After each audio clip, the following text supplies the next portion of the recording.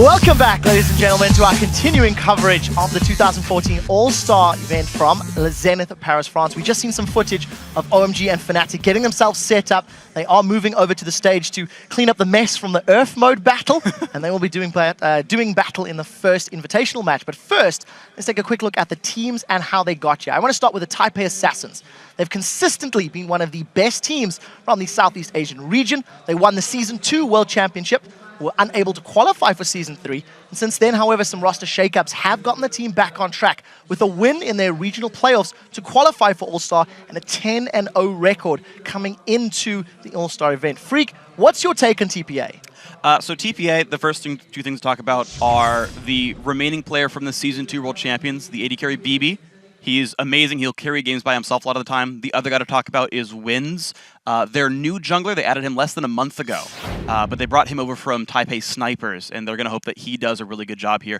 Basically, this team is very strong strategically. They understand the map. They understand minion waves. They'll show up the turrets on time. Their weakness, though, is their snap decision-making. If you stop them at Baron, like, two of them are going to keep doing Baron, and three of them are going to turn and fight, and they're going to throw a battle that way. So if you catch them off guard, I think they're going to falter, but they're strong otherwise. All right, well, we'll see how they perform. Next up, I do want to talk about the reigning world champions, SK Telecom T1K. This is a team that looked unstoppable until their fall from grace in the most recent Champion Spring, where they crashed out in the quarterfinals, only to be compounded by failing to make it through the NLB semifinals as well. As the resident expert on Korea, as the Korean at the table, Monty, what's your take on SKT and the fact that the team was the strongest in the world no less than 3 months ago? I mean, for those of you who haven't followed the heights and lows of SK Telecom T1K, of course, they won the Season 3 World Championship. They then proceeded to have an undefeated season, not even dropping a single game, 15-0 in Champions Winter. But recently, they really haven't been looking that strong. Of course, there was nowhere really to go but down from there.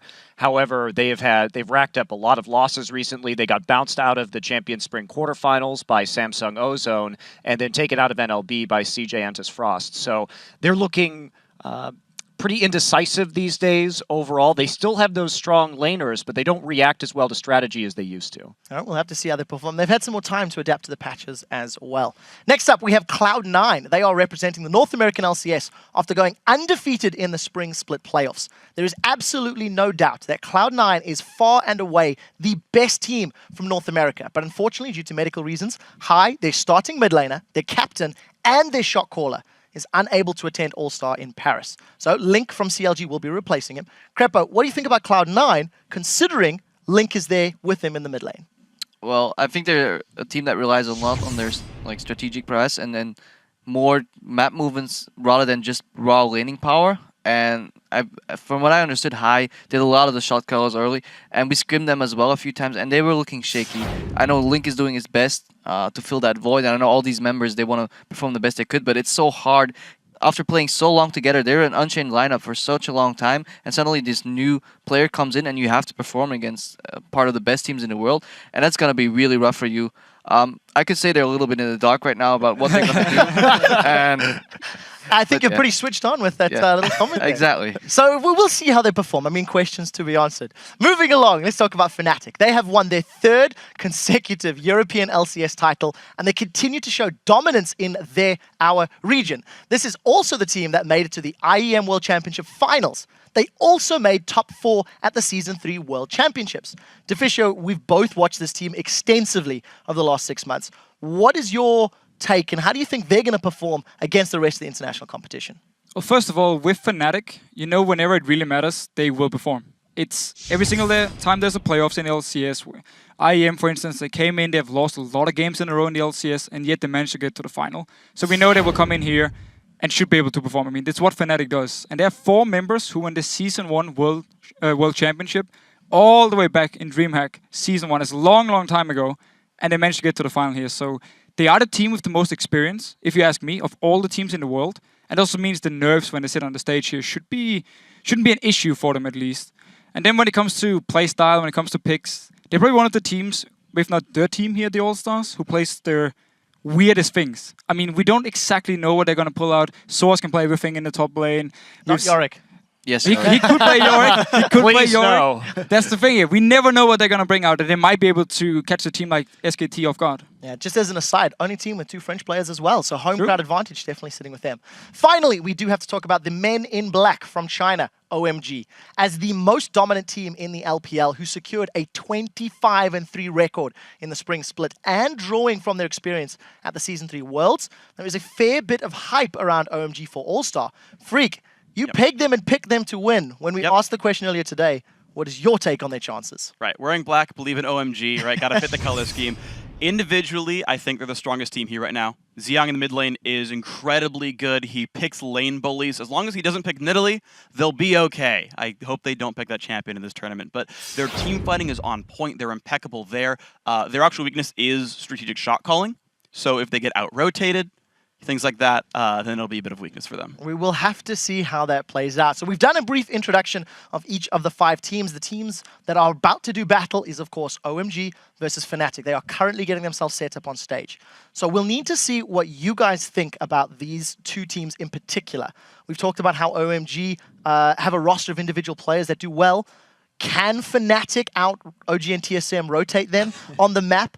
Let's start with Monty. What's your take on these 2 teams, and who do you give the edge to? I mean, I think when I take a look at these teams, they have a lot of the same strengths and weaknesses. You've got a lot of players who like to play bully laners. You have a strong laning phase that has very middling strategic play afterwards on the map. But I think that coming in here, OMG is a little bit stronger in terms of their laners, so I have to give them that advantage. Although I think Rekkles is I think, a better AD carry than San. 2 lanes, I think that OMG should win, and they should be able to snowball it from there. So I'm taking OMG. Personally, though, I think it's going to be so much about the mid lane, because xiyang in here, everyone knows how OMG wants to play. They wanted to have him 1v1, the enemy mid laner, for as long as possible in the game. If Fnatic is ready for this and can either camp him down with Cyanide, gank him over and over again, or have something ready, maybe swap two people mid against him just to shut him down here and force OMG out is something they're not used to. I actually think Fnatic can take the game. Fnatic's also known on offline events when it really matters to do these really cheesy level 1 strategies. Although OMG is probably used to that by already, they're used to weird stuff already. But Fnatic could throw them a curveball level 1 and just snowball that, and especially in these offline environments, that's really punishing. Yeah, to me, though, I just think OMG, they're the most dedicated team right now. They're actually in the middle of their season. Their playoffs are yet to be played, so they're on point, they're sharp, and I think they're just a stronger team. Very last comment before we move on. Yeah, Fnatic also doesn't have a history of doing particularly well against strong Asian teams, be it Chinese or Korean, and so I think OMG has that a little bit of an advantage as well. Well, I get the feeling of where this is going, but let's lock in some predictions. It's time for you guys to predict the future. Who you think is going to be the winner of the first League of Legends All-Star Invitational match between OMG and Fnatic? We're going to run down the line. Deficio, who's taking it? I'll give it to Fnatic, actually, game 1 here. MVP, it's going to be Cyanide. All right, buddy, OMG for me. My only goal is to not drop below Monty, so OMG for me as well. And I'm going with OMG. I think they're going to win the tournament as well. Wow, so only one person in favor of Fnatic. This is either help you or hinder you. We will find out. You guys have heard what our panel has to say. Now it's time to check your votes on LOLesports.com. According to those numbers, you have picked Fnatic by 67%. This is, of course, a Western audience, Western viewers, so can understand that, but I'm pleasantly surprised that there's a lot of people supporting OMG. We're going to send these things over to the casters for our first match of the All-Star Invitational. Thank you very much, Quick Shot, and I'd like to welcome my co-caster Sam Kobe Hartman Kensler, who I actually haven't cast with since spring 2013. It's been quite a while, but we had an explosive beginning to the game here, right? Today, the crowd is amazing.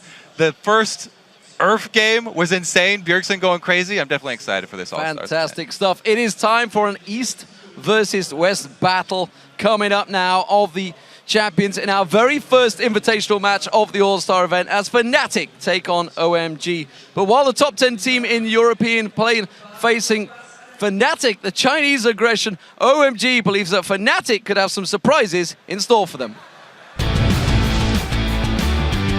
能和其他国家的队伍交手，也是我们的一种荣幸吧。反正很期待这次比赛了。At Worlds, there were 2 Chinese teams. We screamed a lot versus OMG actually, and OMG was really good. The fun part about the Chinese team is that they are playing super aggressive. 他们属于一个团队性比较好的一个队吧。They have really good knowledge of the game, like when they can kill you one-on-one, they're just gonna go in and not hesitate. I think the way to play against OMG is face aggression with aggression, rather than just falling back and letting them use all the pressure they have from their own playstyle. So I'm kind of sure that they don't expect EU teams or any teams to face aggression with aggression. 有一些出其不意吧，很敢打吧，会让我们有一些想不到的东西。So it's gonna be a fun game for sure. Both parts are gonna go super YOLO. And it's going to be a great game to see, obviously, sOAZ in front of his home crowd, along with YellOwStaR, both French nationals. So playing in front of their home crowd. Fnatic are by far the home favorites here, and I think this crowd is going to get even louder. Yeah, it will be fantastic. And OMG coming into this, you know, we heard the guys talking about it. 3 of them voted for OMG. No surprises, big favorites coming into this game. Yeah, I mean, OMG, there's a lot of hype around these Chinese teams, but nobody actually knows because their scene definitely stays consolidated within China, and there's always this wondering, how good are their rotations and how good is their vision control when they come up against other teams, because a lot of the other regions do pick and choose and they share a lot of strategies, but the Chinese are kind of isolated. Well, we'll see whether their translations work as well between them at the moment. Let's check out those starting lineups for this match. On the blue side, it is China's LPL champions, OMG. In the top lane, it is Gogoing, pomelo in that jungle, xiyang in the mid lane, San as the AD carry, and Alan as support. And on the red side, holding the title in the European LCS, it's Fnatic.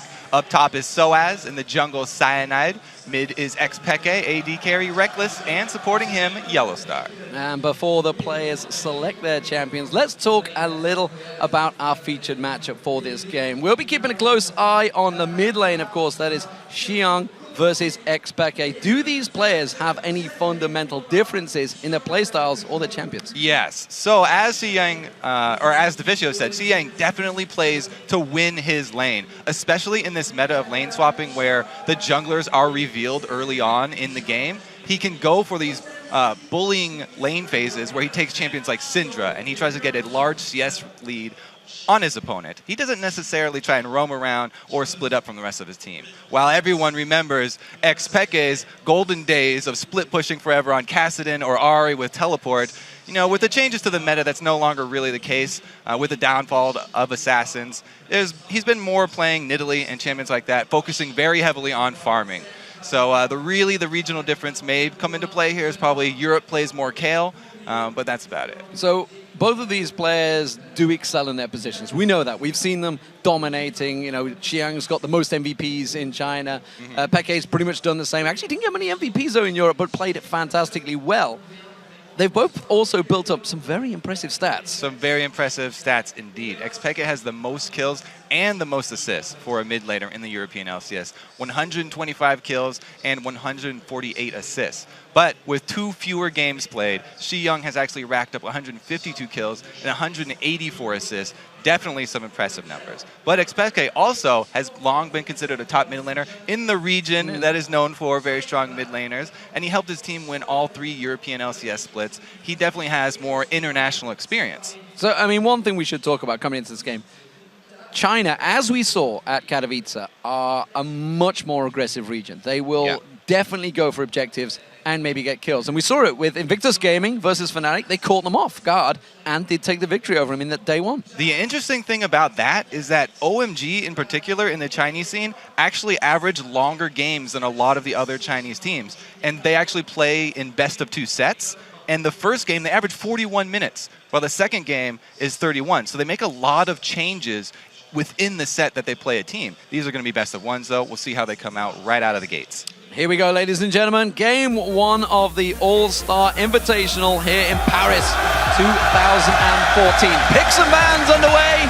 Fnatic clearly the home team favorites. How are they going to fare against the Chinese powerhouse that is OMG? Kha'Zix, the first back to come out. Yes. And that's actually expected because we've seen a lot of these teams are back playing Kha'Zix. Yeah, with the recent buffs to Kha'Zix, he's getting very close to where he used to be. He doesn't quite have the silence, but he's very, very strong against mages, especially in the late game. And as we said, so much focus on the mid lane. You do not want to let a champion like that get through in this game. Yeah, a lot of research being done by these teams. LeBlanc being taken away from Peke, but more importantly, Fnatic banning out that Syndra. You may be wondering why, but xiyang has played, what, 5-0 on that? I think it was in the Chinese LPL. Not only does he have good stats, but he also has been able to bully out champions that other mid laners in different regions have said he should not be able to win these matchups. Syndra versus Ziggs, he's getting a CS lead on Ziggs because he's isolated, because he's able to bully his opponent, because he's outplaying his opponent 1 versus 1.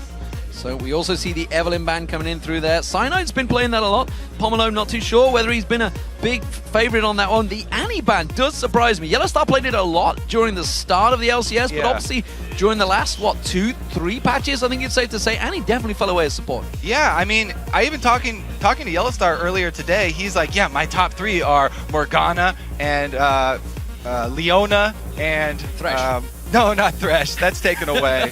Karma was the other one. Morgana, Karma, and Leona. So the Annie ban, a bit of a swing and a miss there for OMG. So Thresh was locked in, as you mentioned. Ziggs was taken away, and I'm interested to see what these mid lane is going to play, because that's a heavy mid lane focus there. So with Thresh locked in to begin with, for Alan, that forces Fnatic into some choices here. Yeah, the mid lane picks I'm looking at now are Nidalee and Orianna. We're probably going to see one of those longer range champions, more farm-centric for both of these guys. But you're right, a lot of the bans being poured into that mid lane. Oh, Cyanide's got his favorite. That Kha'Zix has been locked in, and Rekkles on Lucian. So we've all seen it's got 70% pick rate or something crazy like that in Europe now for Lucian. I think North America is very similar. Lucian definitely one of the highest priority AD carries for the LCS teams. Not quite so with the Asian teams. You know, they favor a lot of these Twitch and Kog'Maw, hard late game carries, less mobile, but Rekkles does not like that playstyle. He's a very big fan of Lucian. And the Kha'Zix, we're talking about regional differences. In the jungle, there are no regional differences. Kha'Zix is worldwide considered top-tier champion. Absolutely. Broke onto the scene, of course, when Insect pulled it back out and suddenly everyone, yep, that's what we're going to play. So we see a lock-in for Shyvana and Nunu being locked in for Pomelo. Oh, yeah, it will be Pomelo, no doubt about that one. I'm interested to see how this Shyvana's going to do. sOAZ had a great discussion with Shy the other day when we were at the All-Star dinner, talking about nothing counters Lulu in the top lane. He was like, no, Shyvana does. Yeah, Shyvana, back and forth for like 5 minutes, and every time he's like, no, Shyvana. And we still may see that Lulu from sOAZ, so we'll have to see him if he can back up those words. But yeah, Shyvana and Nunu being locked in at the same time, that one's really interesting. The Nunu has definitely not made its way over to the LCS. Talking about regional difference here, this is definitely one of them. Used a lot in Korea, more control-oriented, and goes really well with those pick teams because he has a lot of disengage. He also has a pretty big advantage in pushing down towers pretty quickly because the double blood boil, even early on, he can get a pretty good attack speed bonus for both people. So, double heal potentially coming out here. That will be Karma for YellOwStaR and Peke on his Nidalee in that mid lane, which has really risen to dominance across all regions. And this seems very similar to what Fnatic were using in the playoffs for the Spring Split. So they're very happy with these picks, very comfortable with them, and a lot of poke coming here for Fnatic. Locking in those two is definitely giving away the strategy they're going for with this team. I would love to see sOAZ's face the moment that Lulu got locked in for, I think that's going to be actually xiyang that's going to be playing that Lulu in the mid lane. San also picking up Jinx as the AD carry. Yeah, it's a great steal away, taking that Lulu away from sOAZ because that is one of the last pieces to this comp that they have been running over and over. And we do see the immobile AD carry, hard late game carry here from Jinx getting locked in as well. Going to work really well with Nunu. Early attack speed bonuses, so we will probably be looking at some early towers going down, probably some switches after an invade. Yeah, the 4-0-3-0, we'll see how it works out for them with the Nunu in. They almost certainly will be following San at the opening of the game. So let's see what the final choice is. It's going to be for sOAZ. It's Irelia that has snuck through, actually really risen to prominence in Europe. Yeah, because of Senior Wicked. Definitely very happy with that champion. He's very close friends with sOAZ as well, and they share a lot of strategies. So giving some tips there for Irelia. Surprised though, no Jax pickup it's been really hotly contested Yeah. across a lot of regions. Very, very hard carry. Opting for the Irelia, a little bit more assassin base there with that champion. And Irelia has really started shining because attack speed runes have been a huge buff to her, and she's able to play sort of defensively in the beginning, play around with that low HP level so she can have a stun, and then turn it around on you so quickly that you do not expect it. So what do we see overall from these? A lot of heals, a lot of shields coming out from both teams.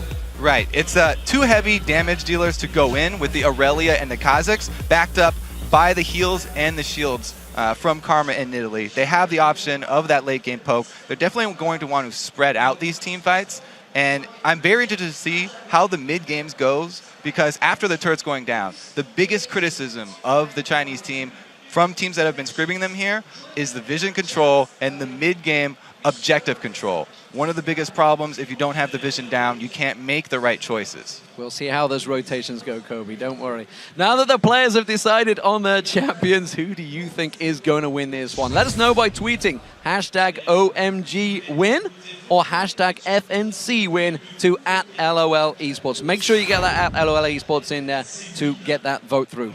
Yeah, because I think we're going to be updating that too, so we get to see. Yeah, we will get to see live as the game as it plays goes. out. Is the ward control there? I mean, OMG, it's fitting that they brand themselves as the forces of darkness, because a lot of the times their mini-map has been dark for a lot of the game.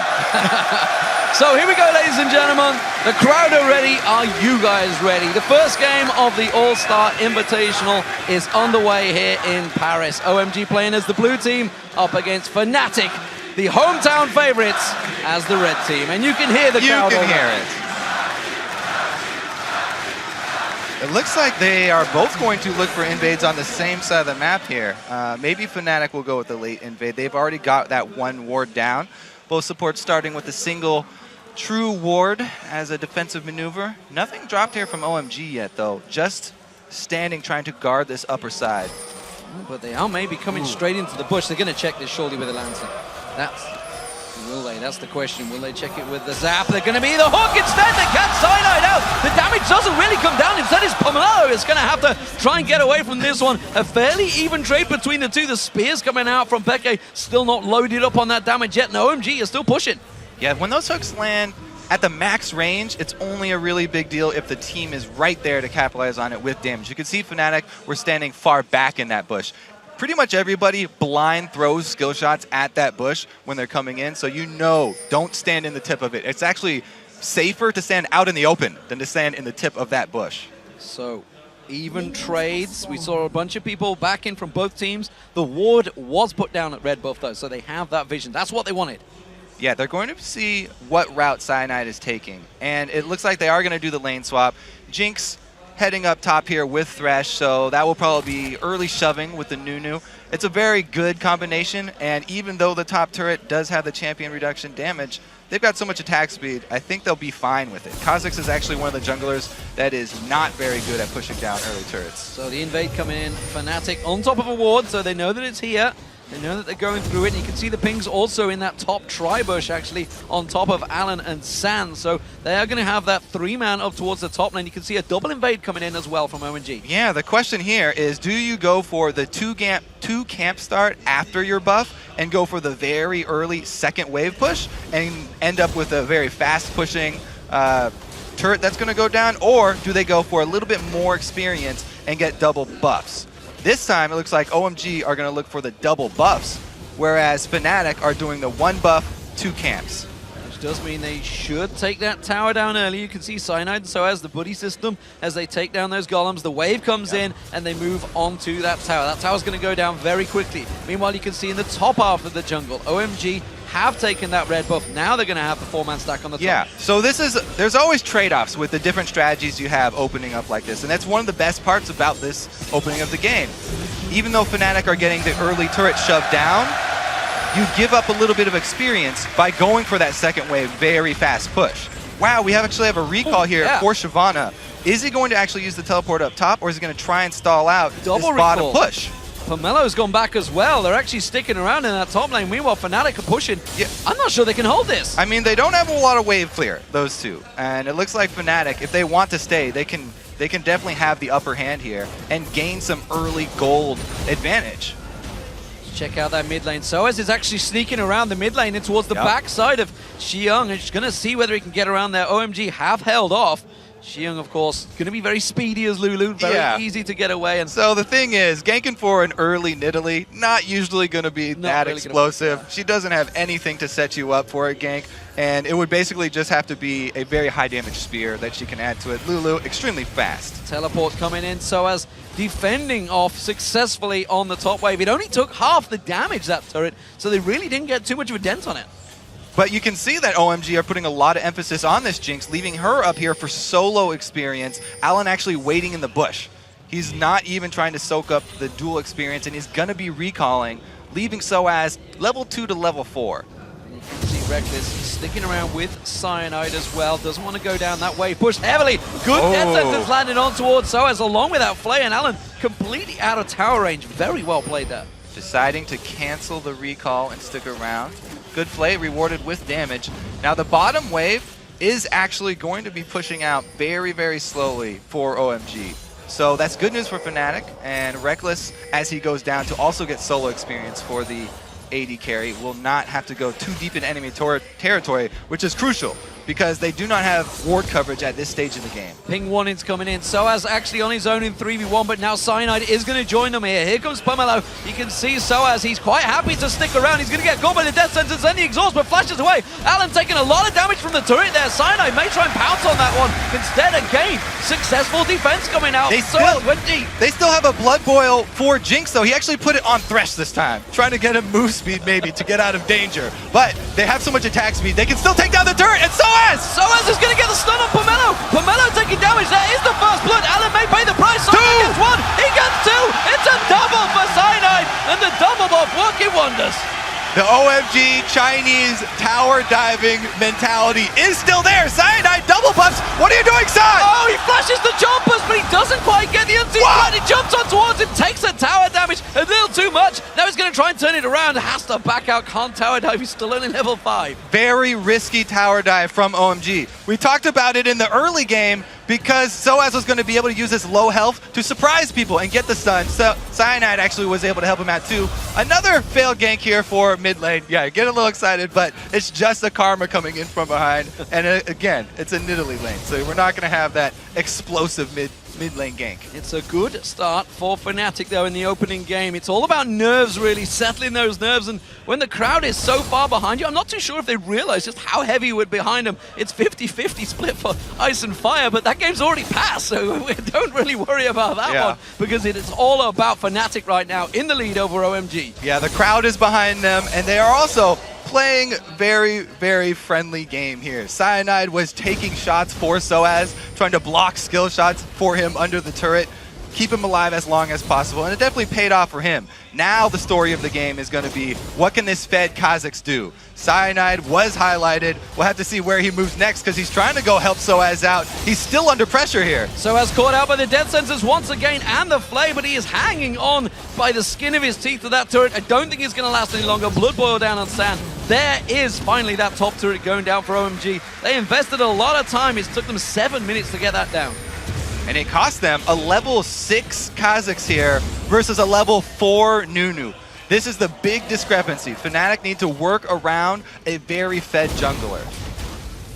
Gogoing on that red buff, so he's going to be clearing that one out. We'll see whether he heads on down. Of course, this is the top laner taking away that red buff because pomelo's looking at stealing away the red buff. Actually, they're jumping on Sand. He does take the lantern to get out of that one. A good gank attempt from Fnatic though. Thank goodness they do have that Thresh to go with the immobile AD carry because that would have been another kill for Cyanide, and he's already getting out of control. Early Lizard Elder completed increases his gold income so dramatically. Now we do see another fight over the red buff. They don't want to give up the second one, and since San took so much damage, they might actually want to fight this. We see coming up. He's swinging over. He's going to swing around. He's got those spears, remember, and he's up to level 7. They're going to start doing some damage. Hasn't got a great deal of ability power just yet, and it's a 4-man push on towards getting this red buff. They're really making sure they secure that for pomelo. He really needed that too. You could see he got level 5 off that. The levels of the buff carrying jungle camps update automatically, so you get bonus experience if you are under leveled, and that right there just got him a whole bunch catching up to Cyanide. You can see the crowd. Home favorites are also your guys' favorites watching at home. 77% of you. No surprises there, of course. Pretty much everyone watching is an LCS viewer, so they will go with the team they know. OMG, of course, the big Chinese favorites. That spear not going to quite land on Xiyang there. They are putting some pressure on this mid turret, though. They're working it down. Right. This was our featured matchup. There was so much action going up top lane that we haven't even been paying attention here. Pekka's been getting a couple of ganks, and the ganks are not going to cause xiyang to worry about his life. However, they did relieve some pressure. And Nidalee actually being up in CS is ridiculous against Lulu because Lulu can shove her in early. Now that Pekka has hit that point, he's level 6. He's much more comfortable dealing with this Lulu in the mid lane. The wards go down and the crowd goes wild about it. Blue buff spawning, Cyanide's on it. Peke definitely wants this one, but you can see OMG investing a lot of time in this one, moving everybody around here. Alan actually caught between Peke though. Not too sure. Cyanide has a smite up and he can steal. Oh! That's going to be locked down, and that's actually pretty serious. Cyanide getting caught out there. Pomelo taking away both the red and the blue buff from Fnatic's jungle now. Like to see Nunu making use of the kit to counter jungle. A lot of times we've seen that falling off, but Pomelo is doing a great job, and they also are controlling the dragon after the blue steal. Because of the deep wards that they have, they see Fnatic back off, and they take another objective for themselves. And they were so confident that that was already secured. Gogoing teleported before they even took that dragon up to that top lane to prevent sOAZ from pushing on that tower. So OMG step themselves close to leading now in gold. It's very much even between the two, but of course, with that dragon down, you got to feel OMG starting to swing this game in their favor. They are. Fnatic still have the mobility advantage. They're definitely going to want to spread this one out, and they haven't really been able to use Cyanide. Even though he did get that fed, they were getting more counter jungled, and OMG want to take down the last outer turret so that they can actually continue the counter jungling.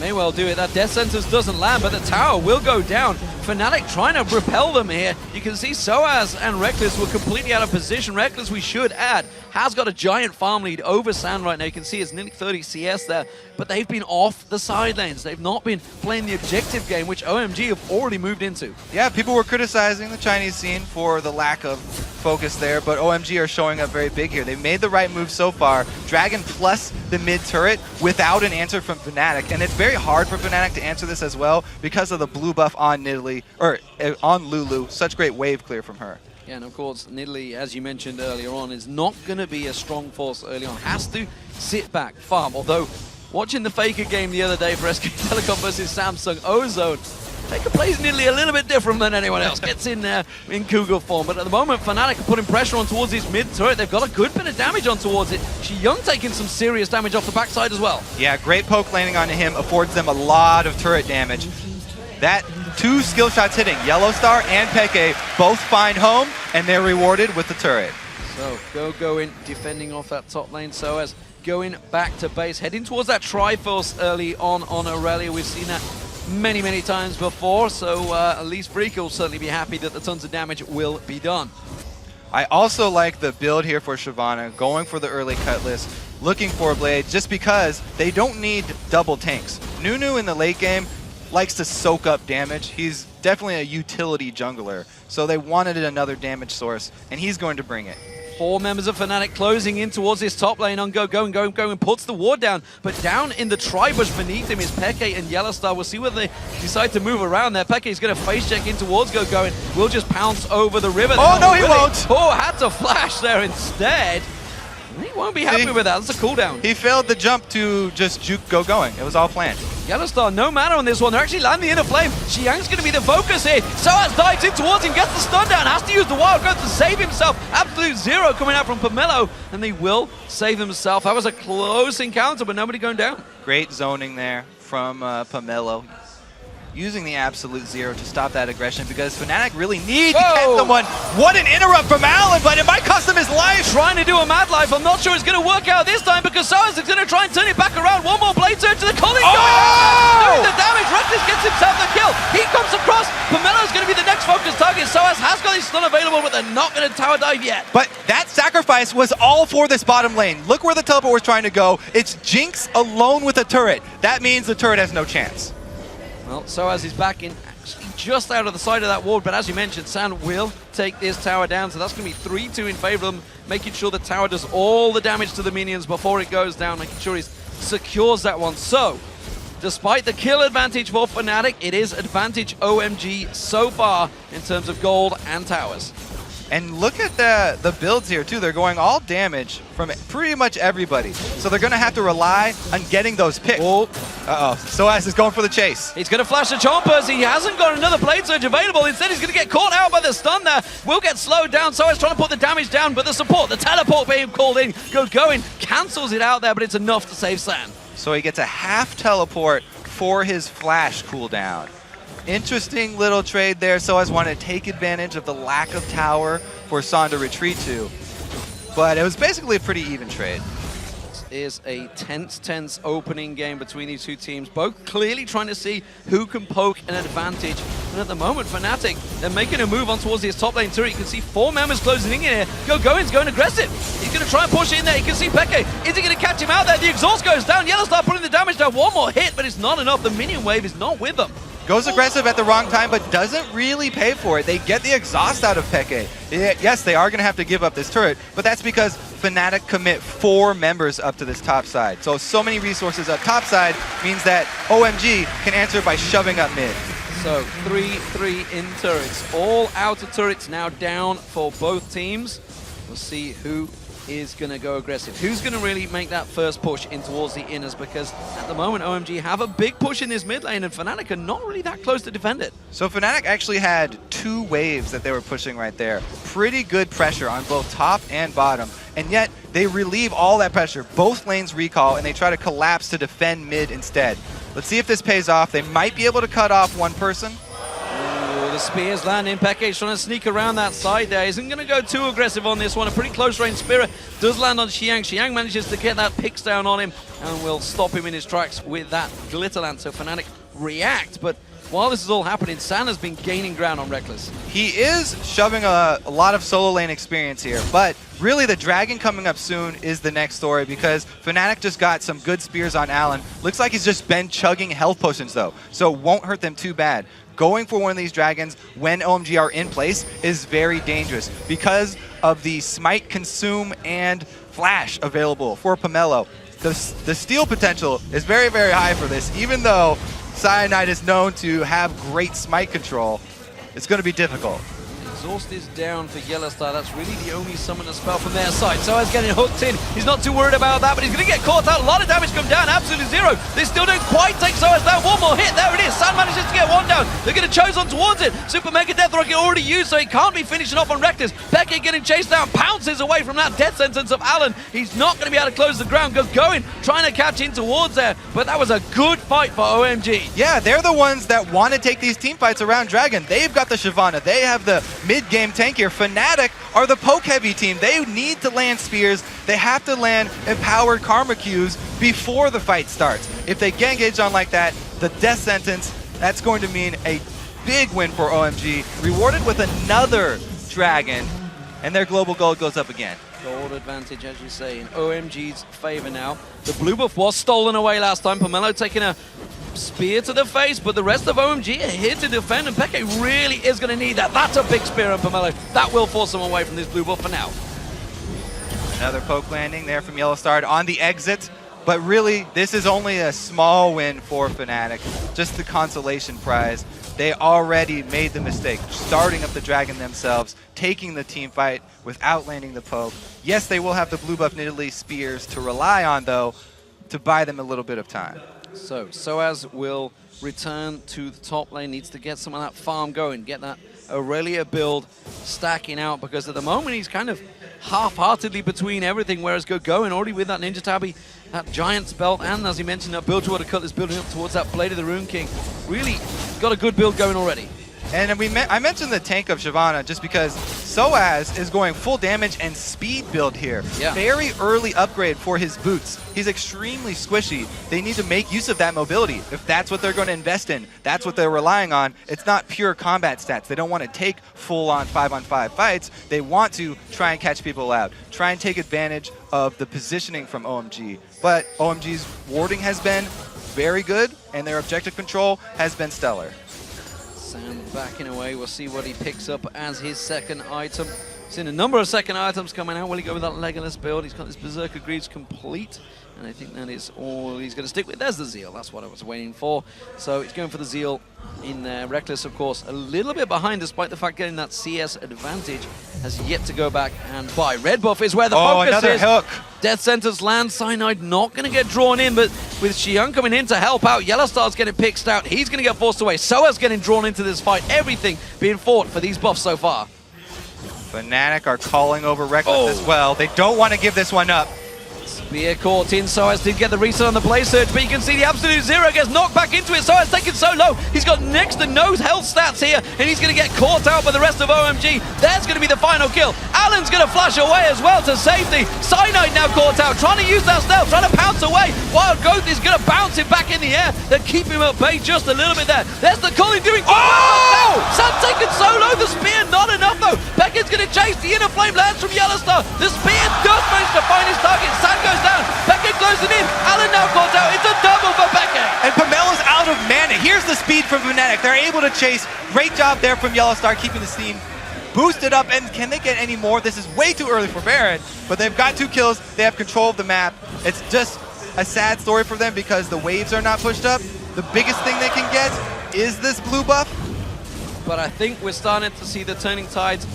This is what happens when that Nidalee, the spear starts to land there. Pomelo is not going to be able to get it away. The blue buff has already been taken away, so Fnatic get a tiny objective from all that, but it was an very even traded fight there for a while. Let's look at this again, because sOAZ, as we said, he doesn't have combat stats, so basically he knows he can't fight this and he's just trying to run away. A lot is used on him though, and the Lantern specifically being used this early is very big. Allen has to use everything he has, so he has nothing to save Zahn when those important abilities do land onto the AD carry. And if we see, as soon as they thread one through here, the culling and the spear both getting through to hit the AD carry, that's the main damage source of this team. That is the heart of this team. When he gets this low, they have to start running away, but they're frantically running away. Peke again showing his marksmanship there, threading the needle twice in a row, saving his team's red side jungle. And more importantly for Peke, he's so close to getting that death cap complete now. The spears are just going to get stronger from here on out. xiyang, of course, a little bit more of a utility on Lulu, but also very helpful. And it is, as we saw in that fight there, OMG, last time they've been around that dragon, the utility, everybody works as a great team fight. Pomelo, of course, getting that blood ball down on Sand. So we'll see how it works out next time they face. At the moment, though, sOAZ is getting ever so closer towards that Trinity Force. Sunfire Cape now coming in for Gogoing in that next fight. It should be fight. Oh, another hook onto Peke! Oh, Peke in trouble. I'm not sure he's going to get out of this time. Absolutely exploded by the Super Mega Death Rocket of Sand. Allen is coming up huge for OMG here. Turns this completely around. Peke was the biggest thing keeping Fnatic in this game, throwing out those spears mid-game, and now he's not going to be up for this turret. Allen basically just got them this turret by himself. You know, you think back to Royal Gaming, they actually really lost out in the lane phase back in their World Championships. At the moment, they're getting picked off, which is something Fnatic do so well. They are being beaten in their own game right now, getting caught out in those lanes. sOAZ again, he's having to stay in that top lane for so long to keep that farm going. They are doing the right things, though. They're defensively warding their own jungle. Another hook! Another hook. This time, they're not going to grasp on it. You can see Cyanide was out there. The Flay actually misses, forces the lead there. But coming straight in, going with the Wild Growth, bounces them all. And yeah, YellOwStaR taking so low. Absolutely zero pops out, and it's another kill for OMG. They get another hook. They get another kill. Great flank from Gogoing as well.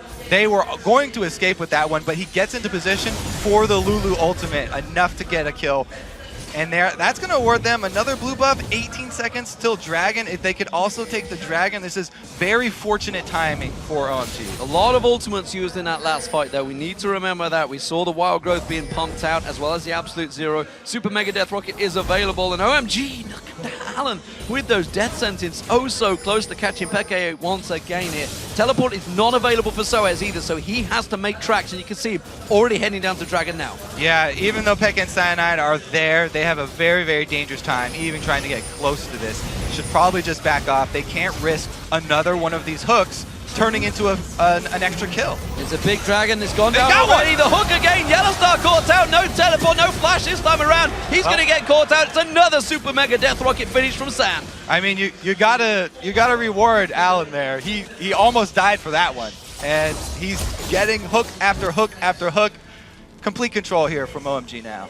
Definitely showing that Thresh needs to be a ban potentially against him in future games. Of course, this is the opening game, so this is where everybody else will be watching because everybody plays everybody in this matchup. It is a full round robin.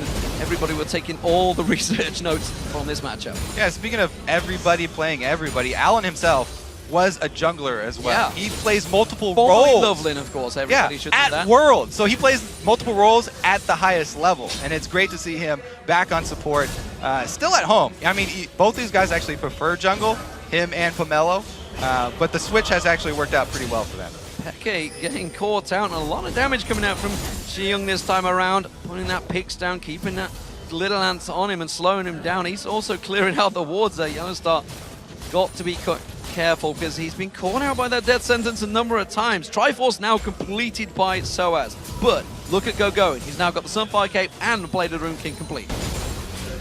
Yeah, he's a beast right now. The tank difference right now with OMG and with Fnatic means everything. That's why the team fights, it's always Fnatic that have to do some kiting. They have to be able to get around some sort of wall or kite through the jungle here somewhere because they can't take a full-on 5-on-5 team fight.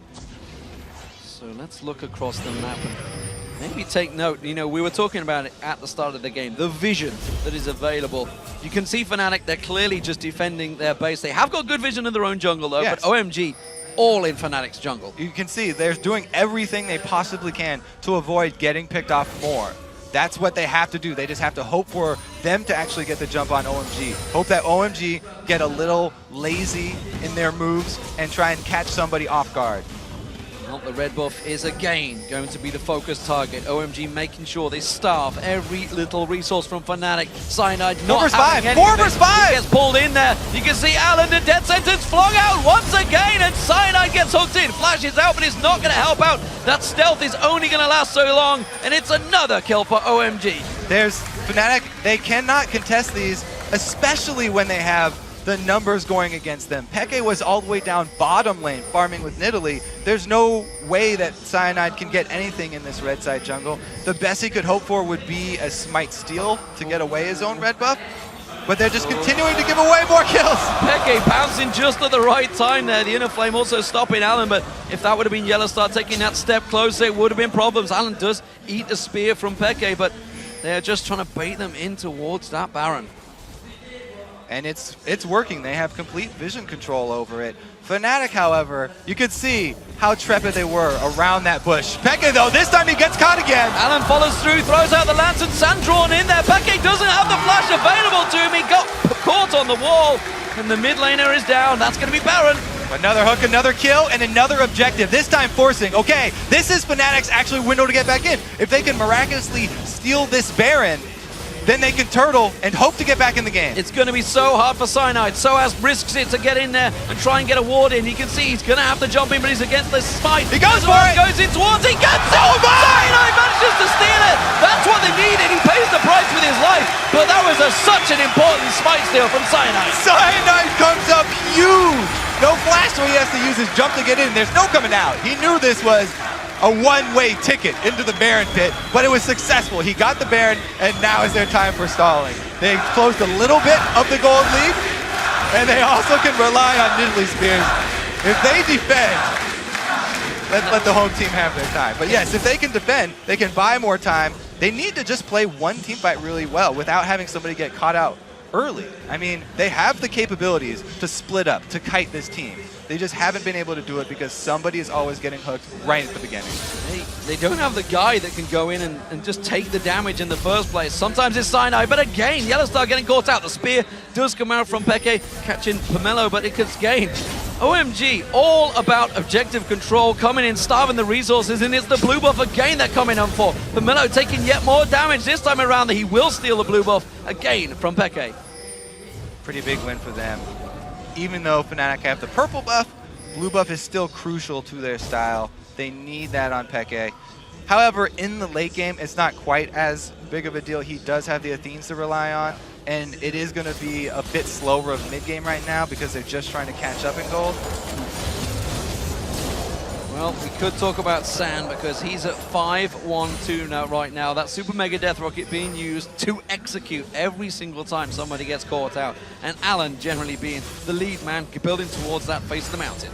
And if you're going to play Jinx, this is the type of team that you want to play Jinx in because your front line has the advantage. You're constantly making Fnatic retreat and run away from you, so Jinx doesn't have to worry about getting dove. He's not in any pressure from sOAZ, from Cyanide, who are the ones who are going to be trying to dive in on him. He's always on the offensive here. And even if he does get a little bit too far forward, he's always got Alan to rely on for the Thresh Lantern. With the Dragon up in 12 seconds, Fnatic are trying to get themselves in position. We saw sOAZ considered backing off there, but he sees Gogoing here. He's going to stick around, see if he can shove the wave a little bit longer. Dragon is now up, and Fnatic actually in position to try and start this one. Gogoing does have his teleport though, so this is very dangerous. There are deep wards. He could teleport behind and flank them. He's going to see whether he comes in. There he is. He's coming in towards the bush just off the side. Does not get in. That you can see the Dragon taken solo. Cyanide tries to get in. Can't smite it out this time. Gogoing pounces on towards him. Cyanide fancies this fight, but the rest of his team are peeling up there. They're trying to poke the Culling coming out. This is a good turnaround. The execute from San lands. Rekkles gets pinned down by Xiyang, and the rest of Fnatic, they have to back away again. Peke's in middle ground. Where's he going to get caught out? He's behind enemy lines. Will San check out that bush? Yes, he will. Peke's made a miraculous escape before, but look at that damage from San. He's trying to pounce. He's got the help from YellOwStaR. sOAZ comes around there. They do manage to land the inner flame, and now pomelo might be focused in the target. No, he's going to get away. Fnatic have to back away. The rest of OMG are responding. Talked about how offensively San's playing, but it looks like Fnatic are not out of the woods. Lulu coming down from top as well. They're going to try and cut him.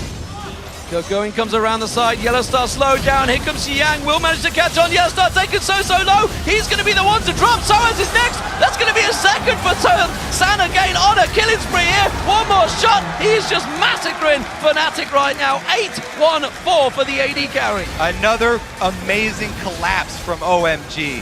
They let Fnatic start up the Dragon, and they rely on the deep ward teleporting in there, Gogoing, coming in and cutting off the entire team, and then we get to see more aggressive play for San. He got the kill with the Super Mega Death Rocket, and once he got excited, he then flashes over the wall for another kill. With the armor and the shields, you see Gogoing happily tanking out that turret. That's going to be one inhib going down as well. And OMG, well, will they stick around to push at the moment? Fnatic are just about respawning. They're going to play it safe for now, but that is Fnatic's base wide open. So this is the hide and go seek here from Peke. He waits in long enough for the rest of his team to come down, so he will escape for a little bit. But Fnatic trying to aggress on these two members is a little bit too much.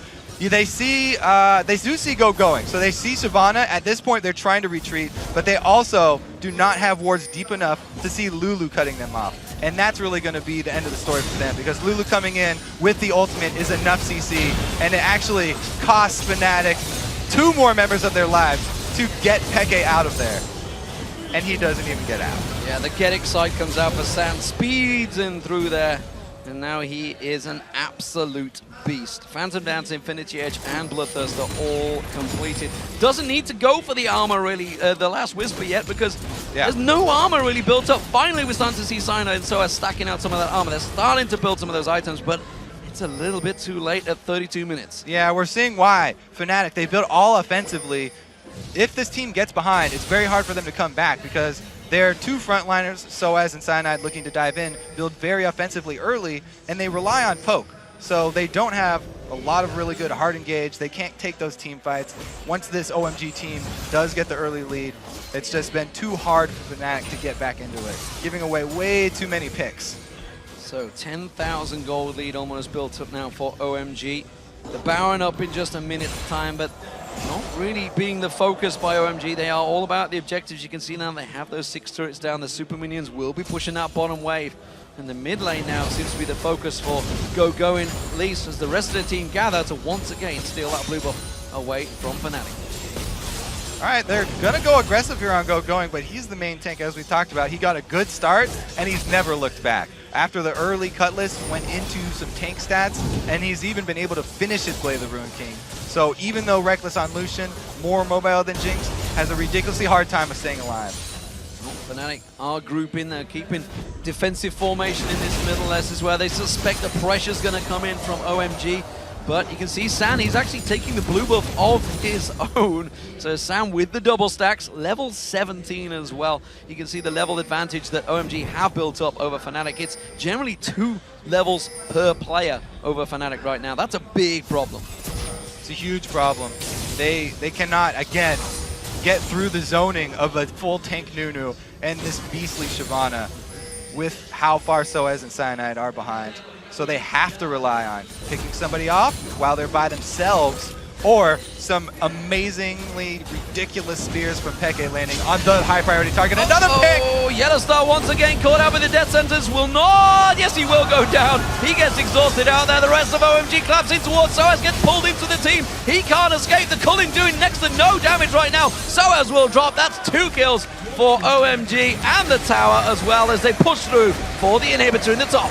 And Allen taking one of those kills, well deserved this one. Ridiculous death sentences all game long. Second inhibitor gonna go down. This might even be the end of the game. I mean, you gotta say 100% kill participation from Allen so far. 16 kills in the entire game, a 1-3-15 result. Allen has really stepped it up as the support. Because he's the one getting all the catches. He's starting off all of these fights. Fantastic performance. OMG back off again. Second inhibitor is now down. Baron is up as everybody passes over that wall. This is the catch once again. All right, YellOwStaR had his speed boost, but he was just walking back and forth in the bush. And another good hook, another good kill. Actually, they flashed over even further, hooking sOAZ through the box so they secure not 1, but 2 there for Allen. And there goes the Baron. OMG in full control right now of Fnatic. They have shown up to be the dominant force we expected them to be. They really have absolutely stamped their authority on the Chinese LPL, and they're showing right now why. There were some bright spots for Fnatic though. We had the spears from xPeke in the red side to get them back into the game, landing 2 crucial spears directly onto San through the entire enemy team. Almost got them back in, and then Cyanide as well did his part, stealing away the Baron, but it was only a brief respite awarded to them, and they've just been crushed now. When we see these types of teams come back, these poke-heavy, assassin-heavy teams, it's when they still have all their inhibitor turrets up, and they're able to turtle out and defend at those, try and capitalize on a mistake by their enemies. But OMG already have 2 down, so it's a pretty clear path for them to victory. And it's been a clear pick game for OMG every step of the way. As you mentioned, their death sentences so often lead in the way. They are clearing out every single objective now. You know, you mentioned that they have the longest average game in the Chinese LPL, but clearly they do it systematically by the numbers, as they seem to be doing right now, and driving in towards it. That inhibitor has respawned, but it's not going to stay there for long. Fnatic are going to have to throw all their eggs in one basket at these Nexus turrets. Again, death sentence thrown out, does not land this time. They're trying to get some poke onto Allen, but now he's so tanky that really is not making too much dent. Rotating over to the mid lane. Now this is a good rotation. From the bottom, sort of circular movement here up to the mid. Pivoting around the Nexus turret. I see what they did. I see what they did. Look at this, the tanking, the damage. They can just shield through everything that inhibitor turret can go through them. They tank it all out. That's the inhibitor turret going down, the final one of the game. And now they focus on towards Cyanide. He has to leap away. They're pounced away from this one. They're trying to keep the super minions away from the Nexus turret. The Nexus turret almost taken down. sOAZ on next. Another glitter lamps coming through there. Another play from Allen keeps them away. The Colin is merely massaging that turret right now. The Nexus turrets will drop, and that final Nexus is all that is standing between OMG taking victory. They catch out one. That's going to be Peke going down. Cyanide caught out the side. The rockets from San going left and right. sOAZ getting focused down. San with a minigun now gets himself the double kill. Cyanide escapes, but not for long as xiyang finds him with the picks. That is going to be game and a triple kill for San. OMG takes game 1 at All-Stars Paris. Well played by the forces of darkness here. OMG come out huge, and they did not look to have that lack of vision control that people are talking about from scrims. They kept their ward line slowly encroaching into Fnatic's territory, and they got pick after pick after pick inside Fnatic's own jungle. It was a good start for Fnatic. Let's not take that away from them. There was definitely signs at the beginning, and OMG actually had a very slow start, in all fairness, with the pushes in the top lane, but it did work out for them. And once they got their flow going, once they got their rotations going, they really seemed unstoppable. Quite a beautiful game, actually, closing it out very, very convincingly. Fantastic performance. So, OMG, game one in the bag. How far do they go now? How do they look in comparison to the other teams? Obviously, we haven't seen them play yet. We're going to have SKT versus Taipei Assassins coming up in just a moment. But are they looking like potential champions already? It's a great start for them. And I think they did answer a few of the questions that people had. So I'm sure on the analyst desk, Freak is very happy. Actually, everybody chose OMG to win this particular game except Officio. So maybe he's not. And the home crowd, unfortunately. And the home crowd, yeah, definitely. Unfortunately, Fnatic. So, 0-1. But how do we rate Fnatic in this one? Obviously, they've come into this one, and we've had discussions with them. They've talked about how it's been tricky for them to practice because obviously we finished the playoffs, what, 2-3 weeks ago? 2 weeks ago. It's just blurring very quickly. It feels like it's been 3 weeks ago. We had a break. But they've been talking about how they've struggled to practice. Obviously, they've come here to Paris, and everybody has been practicing against everybody.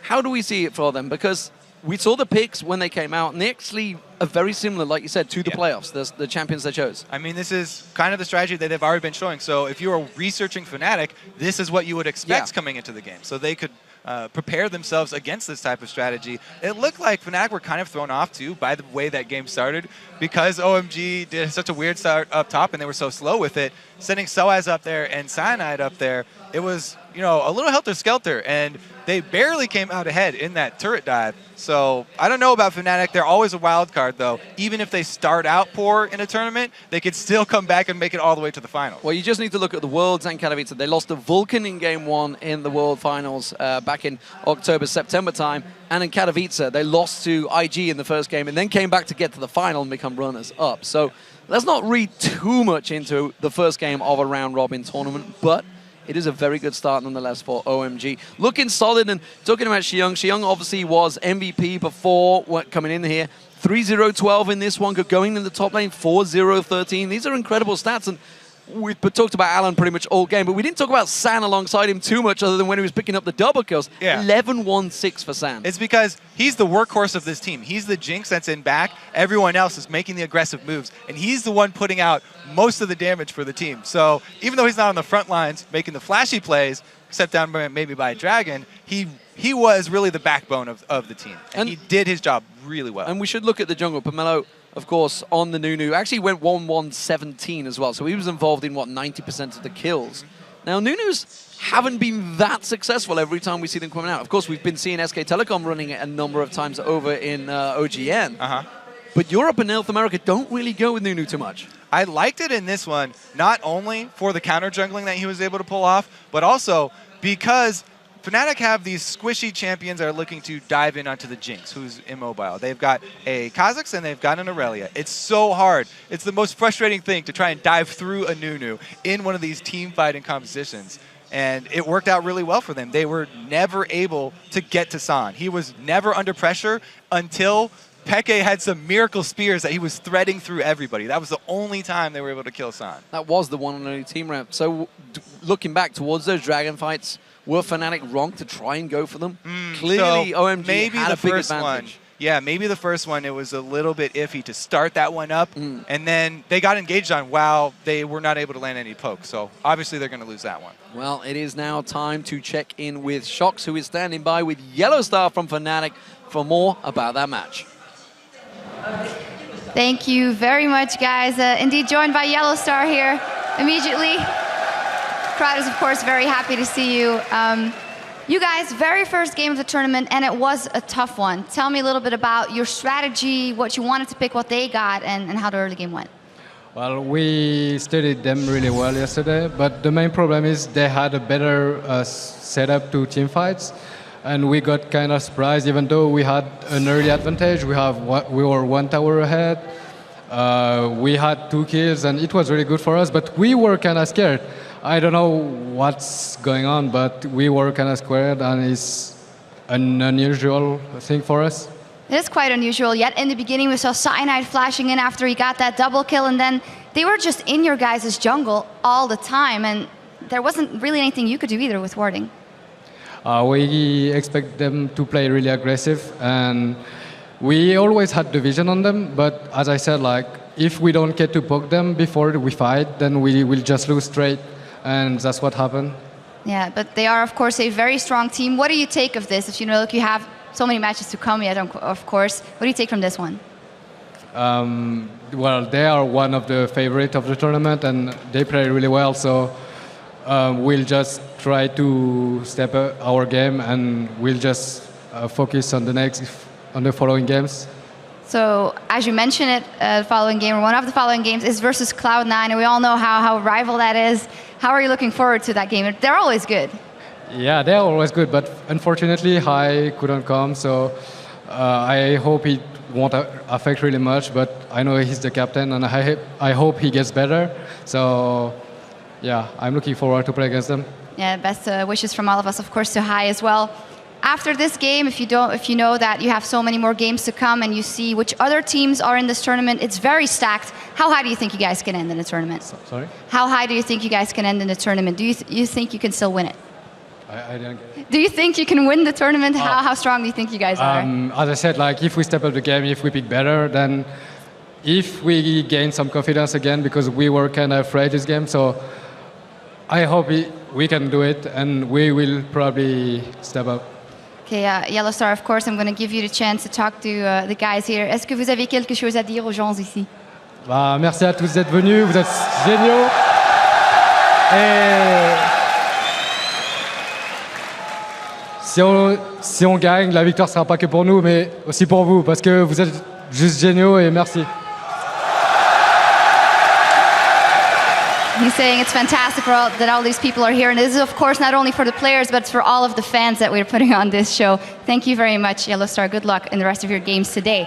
And now it's time to kick it back over to the gentleman at the analyst desk. Quickshot, take it away. Thank you very much, Sharks. And it's good hearing from the French players, of course, in the French crowd. Fnatic losing the first game of the All-Star Invitational. We were particularly excited and interested to see how the lane matchups, the lane swaps, the 4v0s, the 2v1s, the 3v, the laning was going to go. Let's start this one with Monty. Talk to me about the lane swaps, the early game. How do you think it went for both of the teams involved? Well, we did see something that was pretty common in the West right there, which was a two-wave push coming in from Fnatic. And really by two-wave push, I mean they push on the second wave after taking a single buff instead of going for both buffs, and then pushing on the third wave, which is a cannon minion wave. So that combined with the fact that Fnatic had the bottom side of the map for their 2v1 meant that they were able to push down the tower very quickly, whereas the tower went down about 7 minutes up top for OMG. So they had that initial advantage. And I know Krepo was talking about, while we were sitting here on the desk, something that he noticed as well as part of that lane swap process in terms of the defense from OMG. Yeah, first I want to point out, I feel like Fnatic had the better strategy. I'm a really big fan of the 4v0 push, because at the moment Fnatic hit this tier 2 tower, OMG was still at the top, sieging that tier 1 tower, and they were unsure, and they want to take it slow, because they're used to go 1 tower for 1 trade in China, and then just bounce the way back of that first tower. If Fnatic, in my opinion, decided to push down the second tower, they would have had a big advantage. Instead, they ended up sending their top laner back, and eventually he got poked down and he got dove. And that's actually another mistake that happened, but then on OMG side, and I think we even have a replay of that, so if you can get that on your screen real quick. We can point out, like, the initial mistake in the lane swaps, in my opinion, was on OMG side. Then Fnatic made a mistake not switching back. But now, in this situation, we have sOAZ under the tower. Cyanide came to help him, a little late. But now OMG is going to look to dive. But in my opinion, they should just burst this tower down, then switch to sOAZ. But they get really greedy. And if you see, Cyanide's playing really well here. He's just staying in front of sOAZ, making sure no hook can connect. And if we roll the clip, yeah, they're trying to get him. Nice stun by sOAZ. Hook misses. Alan goes in, they did get the first blood, but then you feed Kha'Zix 2 kills for free. And this is where I really feel like OMG dropped the ball. Imagine if they did not do this and they just played solid, they would have won the game flat out. Well, they did win the game flat out, luckily. Flatter outer. Flat outerer, flat outerer. As the game progressed, Freak, talk to me about what your opinion was on OMG, because in my mind, they were playing very aggressive. They had a lot of rotations around the map, regardless of whether they were ahead or behind on gold. What was your take on their performance? So OMG played the way I think we expect OMG to play. They don't as much focus on turrets as they focus on ways to fight their opponents, right? They came with a team fight composition. They're obviously focused on Jinx getting ahead and getting massive, which is part of the reason they push slowly, as smart as that may be or not. But they look for ways to pick fights. And one of the big reasons you saw that was, like, Fnatic went for a really dumb Dragon attempt, right? And OMG just like shows up and kills them at it, right? Dragon number 1, back 10 minutes in, OMG says, we're better 5v5, we'll show up for Dragon. They're forcing team fights. Very quickly to interrupt, I'm sorry, but I did actually prepare some stats on this one. 5 out of 5 Dragons in this particular game. They secured 70 out of 74 Dragons in the LPL over 28 games. Yeah. Over 28 games, OMG had secured 70 out of 74 Dragons. That is an incredible stat, and it showed through they had complete control. Sorry to interrupt. Yeah, that's how OMG controls the map. It's not pulling in minion waves and going for an outer turret. It's, we'll just take every Dragon. Time and again, they take every single Dragon, right? And that's how they kind of push themselves forward. Now, when I said earlier in the pre-game predictions, like I hope they don't pick Nidalee, is because they just go for Dragons regardless of if it's smart or not. And when they pick Nidalee, they need to poke first, but they don't do that. They'll just show up and start fighting. And if you give them champions that can go head first, like Lulu, Shyvana, they have that.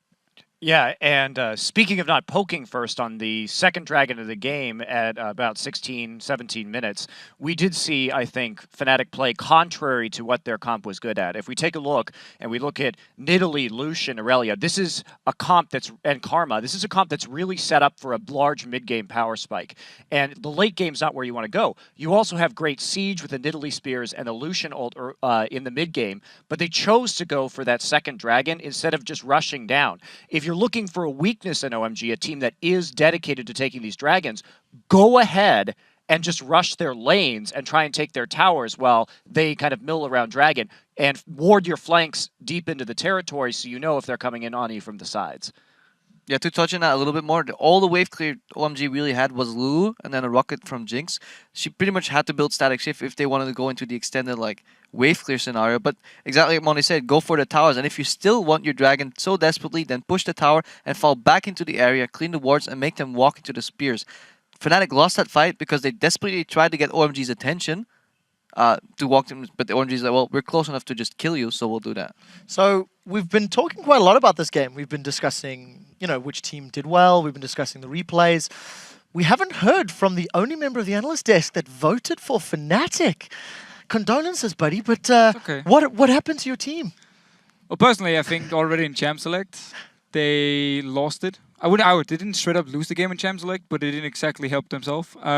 Against a team like OMG who loves to team fight, it's very risky to pick a poke comp, especially because once you actually fall behind, if you don't do anything in the mid game, like Monty pointed out, it's very, very hard to do anything. You can then argue, yeah, sure, poke comp makes you avoid the team fights. In that case, it can work. But because OMG took control of the map and because the lack of wards from Fnatic as well, when they were behind, they just could never do anything to get back in the game. And I think they need to fix up the Champ Select for the next game.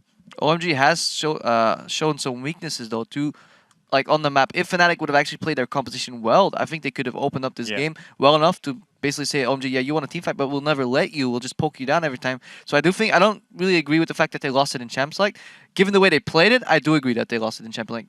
If Fnatic had better strategy coming in, they could have picked this comp. However, they seem to rely a lot on lane power and still want to skirmish. Then I agree fully that they needed to pick more team fight composition. sOAZ ran a little scared to me as well, I thought, you know. Freak, what do you think? Yeah, ultimately, I think you're right that Fnatic had a lot of hooks in that OMG kind of gave away. The one big thing to me, actually, is that you had this lane swap situation, meaning you've got a dedicated, isolated 1v1 in the mid lane between Peke and xiyang.